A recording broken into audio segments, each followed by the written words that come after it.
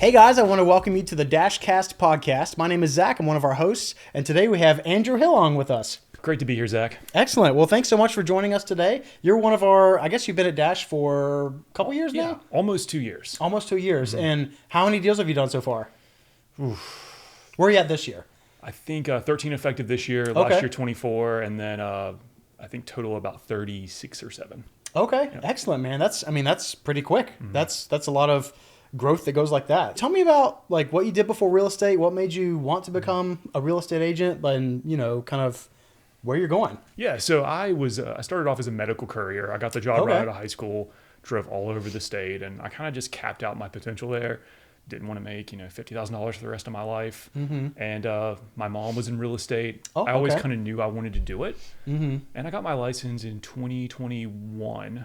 Okay. And then still did the medical courier thing, bounced around a couple firms, and then, I found Dash, and the rest is history. Excellent. And you guys initially were out in the Greensboro area, right? Or like the Triad area? Yeah, Winston-Salem. Okay, Winston-Salem. Mm-hmm. Yeah, okay. I helped someone buy a house there one time. Oh, really? Yeah, we drove out on one day, and I said, hey, we're going to look at 40, 50 houses if you want. We looked at 22. She bought the 22nd one. Oh, that's awesome. So it was pretty sweet. Yeah. So I always tell clients, like, hey, if you need to buy something in North Carolina, I can help. Yeah, so absolutely. Awesome.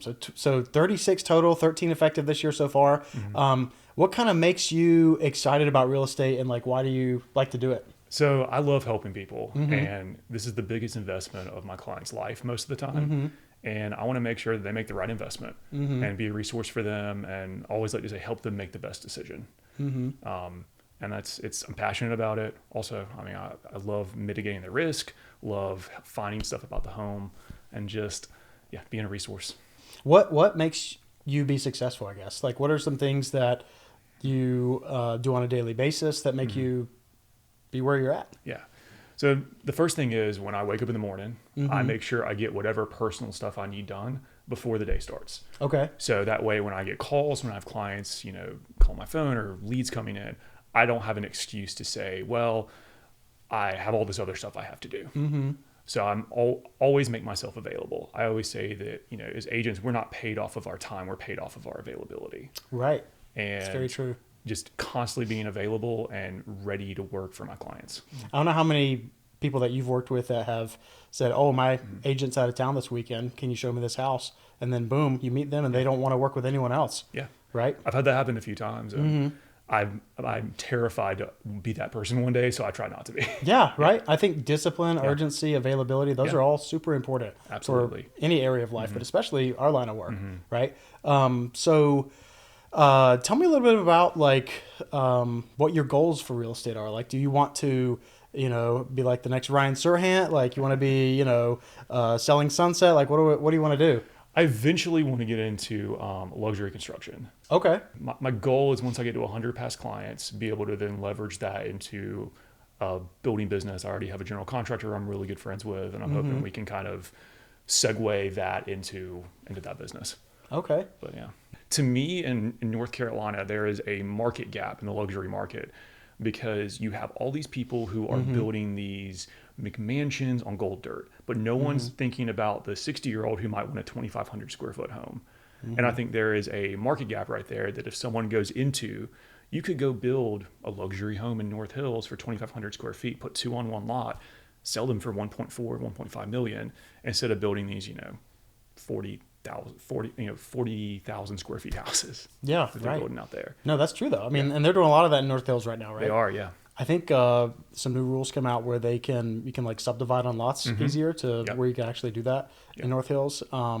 But luxury market, that's exciting, man. So you told me before that you're engaged. You're going to get married soon, this year, right? And you've known her for a little bit of time. Yeah, since 2021.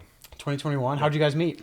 On the internet. Oh, nice. Okay, excellent. Yeah, I mean, I met my wife in college, and I don't know how.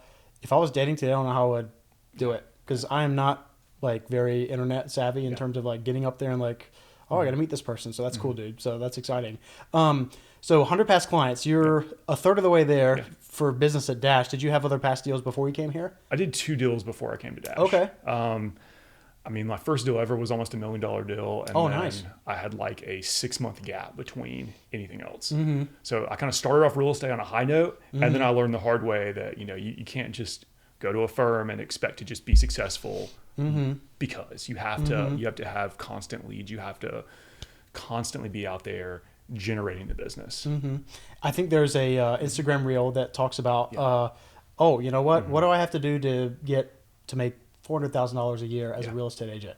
And it's like, okay, well, you got to do sign calls. You got to do open houses. You got to do door knocking. You got to do Zillow leads. You got to do sphere of influence, all this stuff. And then they're like, you know what? I'll just change firms. That's what's going to make it happen. That never works. I learned that the hard way. I mean, I went from, I think, Keller Williams to then Mitchell Forbes to then Dash. And I've never been, I mean, before Dash, I look back and I'm like, God, what was I doing? I should have been a Dash the whole time. You guys give us the tools to be successful. You give us a plan, and you give us I would say, like, when you first start in real estate and you first get your license, no one tells you how to do the business. No one tells you how to be successful. That's so true. They just tell you how to, keep your license active, essentially. And I feel like firms need to do a better job of telling agents, this is how you, one, help clients in this business, and two, this is how you stay around in this business. We have like I think it's 75% of agents fail in the first year. Yeah. And I really blame that on lack of knowledge, lack of teaching, and lack of strategy. I think it also is just a lack of educating yourself as an agent too, right? Like if you don't know what you're talking about, it's hard to have that confidence to explain it to someone else. Exactly. Right? It's like that meme with Michael Scott. Explain this to me like I'm a 5-year-old, right? I mean, it really is. And you got to get the reps in even when the seasons are not as profitable, or not profitable, but as abundant, I suppose. Yeah. So, doing role playing with people, doing getting better at knowing what a house is in terms of like inspecting. Like we want to know a house like an inspector, be able to go in, point out different things that are going to cause issues for our clients in the future, right? So, our CEO likes to say, when the sun's out, let's make some hay, right? So he talked about getting that one house and then having like a 6-month drought almost, and then the next house. And then now you're at Dash and you're kind of churning them out left and right. Recording this, we're at the beginning of May. 13 in the first year is, not first year, but first 5 months is incredible. First 4 months, So keep up the good work, man. That's exciting. You, And I know that, last year, I think out of the 2 million realtors in the country, only like, I think 900,000 of them didn't sell a house at all. So already 13 higher than that. That's exciting, man. I appreciate you. I mentioned this before, but I think discipline is one of the biggest things for an agent to be successful. How would you say that, what makes you disciplined and what makes you successful for your clients in that area? I think mainly, one, keeping everything all the information I have per client in my CRM or on paper. That way, whenever I need to find something or they have a question, it's right there. I don't have to go back and look through it. And also, making sure that like I said, I'm available. Like availability is so key. And So, and I mean, obviously you're super available now, but when you get married, things will change a little bit too. Your priorities will change. And of course, once you start having kids too, that always changes a little bit, but, being available is so important in our industry. I mean, thankfully not in the pandemic anymore where, you blink and the house is under contract. It sits a little bit, but, if you are out of town for a weekend, we've got resources to help our clients still be successful and potentially get the house, right? What are the top 5 things, or maybe top 3, whatever, top 5, 3, whatever you want to say, help you to make your clients get from the start, when they start first looking at a house, all the way to the finish line? I'd say number one is making sure they understand the process at our first meeting. Like I pull out the buyer packet. I go through everything with them. I make sure they understand lending. I make sure they understand what issues to look out for in a home. I set the expectation of, this is what you need to expect. And if we're looking at this price point, this is kind of what you can expect. If you want more square footage or more, or more land or whatever, we might need to move out a little bit. So I just try to set the expectation early. The second thing is, I make sure that I mitigate as much risk as possible for them on the front end. I'm going in the crawl space. I'm making sure I check roof age, HVAC age. I mean, this last week I found wood destroying fungal growth in 4 different houses. Nice. And just like things like that most agents don't look in those areas. And if you do, it saves your client $30,000 up front. So that's number 2. And then number 3 is, I always tell my clients, my job is to get you the best deal. I will negotiate with other agents, with the builder, to try to get them the best deal. So that is kind of the 3 things that I do. Yeah, no, that's fantastic. And North Carolina is a due diligence state, right? Buyer beware state. So homes are sold as is, how is, where is. And so if we don't do that front work, that can be detrimental for the client. And then they're coming after us, Absolutely. Right? So that's super important. And I was going to say, I didn't want to interrupt you, but when you said wood destroying insects, I was going to say, welcome to North Carolina. We have them all over the place. Fungal growth under the houses all the time. So it's not a bad idea if you're helping to list a house to get under there and get some Clorox and clean it up. Absolutely. So that's great. So what are your goals, I guess, for the next, where do you see yourself in 5 years in terms of real estate? Is this something you're hoping for the next, I know with the luxury market that you're hoping to do eventually, like once you get 100 past clients, helping them to build luxury homes on, different lot sizes and things like that. What would the end goal be in the next 5-10 years? I want to make sure that, one, my business is sustainable for me and my family. I want to be able to control my business to the point to where if my fiance, and me we have kids one day and they want to go to a baseball game or something, I can say, hey, like it's not an issue for me to, I guess, delegate things. But 2, I want to be at 1,000 past clients. I would love 1,000 past clients. Yeah, absolutely. I would love to just keep growing the business and being successful. Yeah, I mean, it's possible. 20 a year, and how many years is that? Within, what is that, 30 years, I guess, of doing that? I mean, I'm terrible with math. Yeah, but I see myself in this business forever.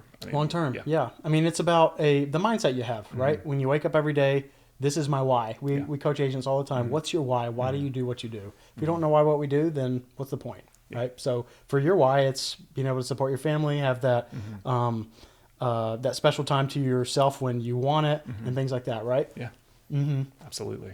So, Andrew, one of the last things I want to ask you, what if you could talk to yourself 5 years ago, or even to a new agent that's walking in the door right now, what would you do to be the most successful you can possibly be? What would it be?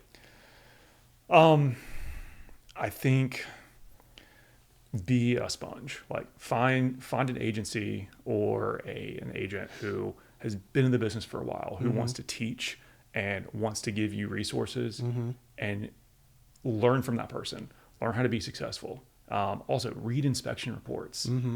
Go do open houses. See if you can shadow other agents. Just learn as much as you can in the first year about the business, how the business works. Also, get a lead source.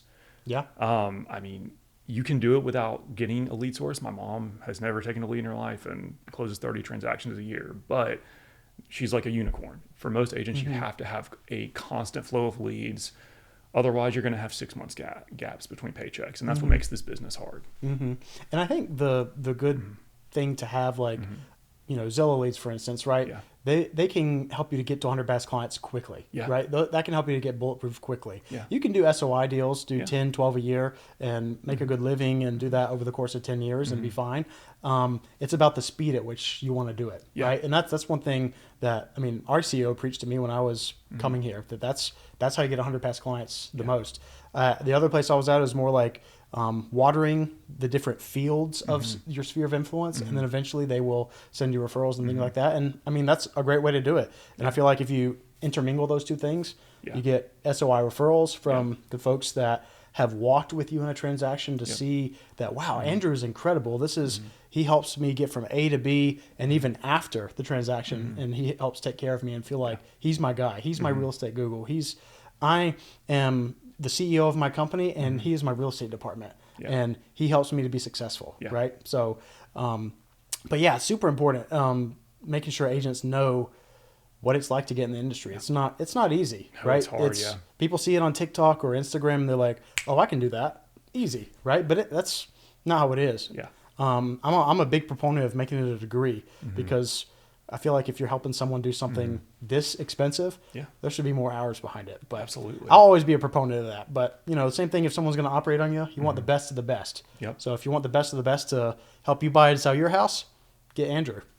Well, Andrew, I wanted to thank you for coming on the DASHCast podcast today. We're glad and hope that you guys were able to get some great information from it. And I want to thank you for watching. Make sure you like, comment, share, and subscribe. And tell us what you want to see in this next season as we continue sharing more episodes with you. And again, my name is Zach. I'm one of your hosts, and this is the DASHCast podcast.